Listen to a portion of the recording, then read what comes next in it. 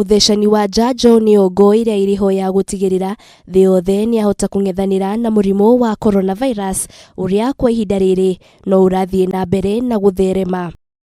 Kwaga kuiganania uheani wa njanjo mabũrũri-inĩ ukionekana kwa ihinda riri nikio kihingica kinene ya gutigirira andu aingi ni mathecwo njanjo na ihenya ta uria kwahoteka. Gikundi kia AIDS Healthcare Foundation gigiikia ritana ria gutigirira ona mabũrũri maria matari na utonga munene onamo ni mamukira njanjo ta mabũrũri macio mangi. But the inequality comes in from the point of view that we've got about 1.5 billion vaccines doses that have been administered so far in the whole world. Out of those particular doses, you have 75% of that going only to 10 countries in the world.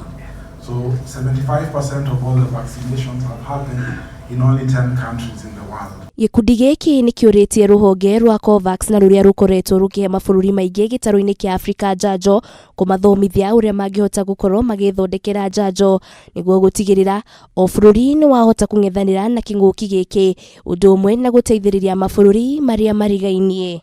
Law called the Industrial Property Act that was passed in 2001. That law allowed us for local manufacturing. It allowed for parallel importation, meaning you could get medicines or vaccines from places that are cheaper. So I would say since 2001, Kenya was ready to start the process for any local production of any pharmaceutical products. But was there political will and priority to be able to do so? I think the answer is no from where I sit.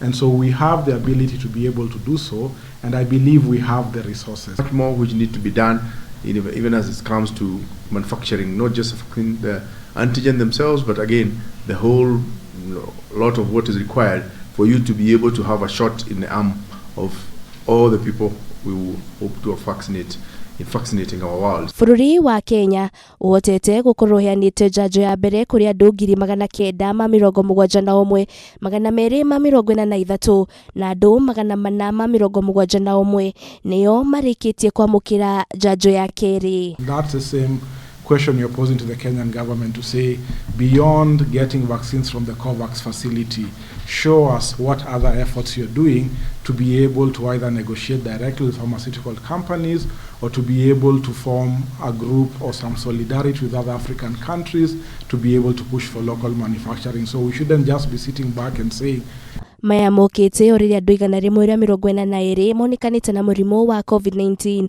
na gukinyaniria andu 171,266 aria marwarite guku bũrũri-inĩ.